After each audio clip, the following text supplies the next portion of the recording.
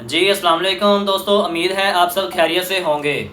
आज की वीडियो में बहुत अहम बात करने वाले हैं हम, और ख़ास तौर पर हर किसान और ताजर, हर आम आदमी के लिए है, क्योंकि आज हम बात करेंगे एक ऐसे मसले की जो आने वाले दिनों में बहुत बड़ा बहरान बन सकता है।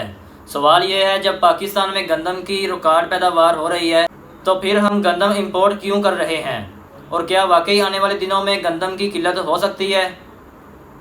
दोस्तों, किल्लत खुराक आज पूरी दुनिया का मसला बन चुकी है। कई ममालिक ऐसे हैं जहां लोग एक वक्त की रोटी के लिए तरस रहे हैं।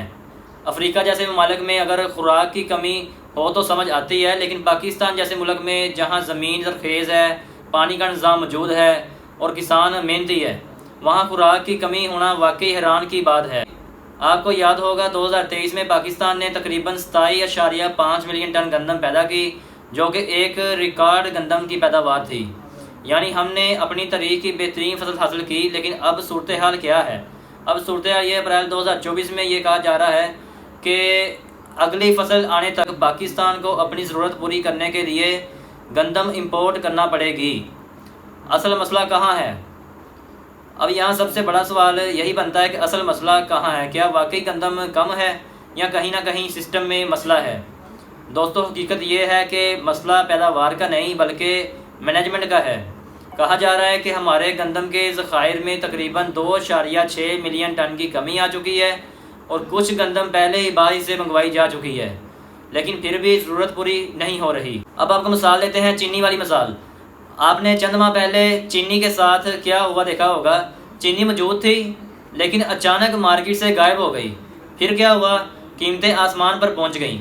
दोस्तों, बिल्कुल यही खेल गंदम के साथ भी हो सकता है। ज़ख़ीरा अंदोज़ी का मसला, असल मसला यहाँ से शुरू होता है। हुकूमत ने गंदम की एक स्पॉट प्राइस रखी, लेकिन मार्केट में इससे ज़्यादा रेट मिल रहा था। यानी जो स्पॉट प्राइस रखी उससे ज़्यादा रेट मिल रहा था। अब किसान क्या करेगा? वो हुकूमत को कम रेट पर क्यों बेचे? इसीलिए किसानों ने गंदम मार्केट में बेच दी। हुकूमत मतलूबा मकदार में गंदम खरीद ही ना सकी। अब क्या हो रहा है? ताजरों और किसानों के पास गंदम मौजूद है, लेकिन वो उसे ज़ख़ीरा करके बैठे हैं।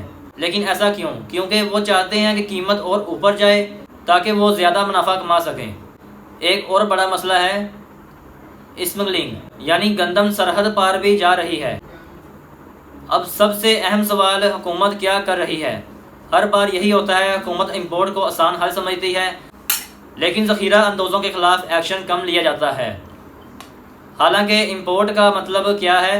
डॉलर खर्च करना, और हमारे पास पहले ही डॉलर की शदीद कमी है। इसका हल क्या है? अगर हुकूमत संजीदगी से काम करे तो हल मौजूद है। ज़ख़ीरा अंदोज़ों के ख़िलाफ़ सख्त कार्रवाई, मार्केट में सप्लाई बढ़ाने के लिए पॉलिसी बनाना। एक सादा हल क्या हो सकता है? जिसके पास ज़्यादा गंदम हो उसको हर अज़ाफ़ी मन पर अज़ाफ़ी कीमत मसलन 1000 रुपये दी जाए। 1000 रुपये उसे अज़ाफ़ी मन की कीमत दी जाए। इसका फ़ायदा क्या होगा?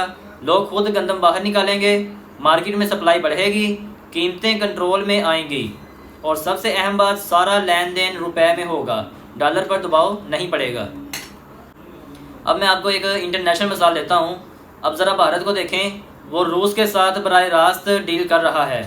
कम कीमत पर बड़ी मकदार में गंदम खरीदने की कोशिश कर रहा है। अगर भारत बड़ी मकदार में ख़रीदारी करता है तो आलमी मार्केट में गंदम कम हो जाएगी और कीमतें मज़ीद बढ़ सकती हैं। अगर पाकिस्तान ने वक्त पर फैसला ना किया तो गंदम महंगी हो जाएगी, मार्केट में कमी पैदा हो सकती है, अवाम को मुश्किलात का सामना होगा। दोस्तों, हकीकत ये है कि पाकिस्तान में गंदम की कमी नहीं है, मसला सिर्फ निज़ाम का है। हम पहले भी गंदम में खुद कफ़ील रहे हैं और दोबारा भी हो सकते हैं, लेकिन इसके लिए ज़रूरी है बरवक्त फ़ैसले, मजबूत पॉलिसी और ज़ख़ीरा अंदोज़ी का ख़ात्मा। तो दोस्तों, अगर आप चाहते हैं कि मैं रोज़ाना इसी तरह की रियल और ग्राउंड लेवल अपडेट्स देता रहूं तो मेरे चैनल को कर लें सब्सक्राइब, बेल आइकन को प्रेस कर लें ताकि आपको रोज़ाना अपडेट्स मिलती रहें। मिलेंगे एक नई वीडियो के साथ। अल्लाह हाफिज़।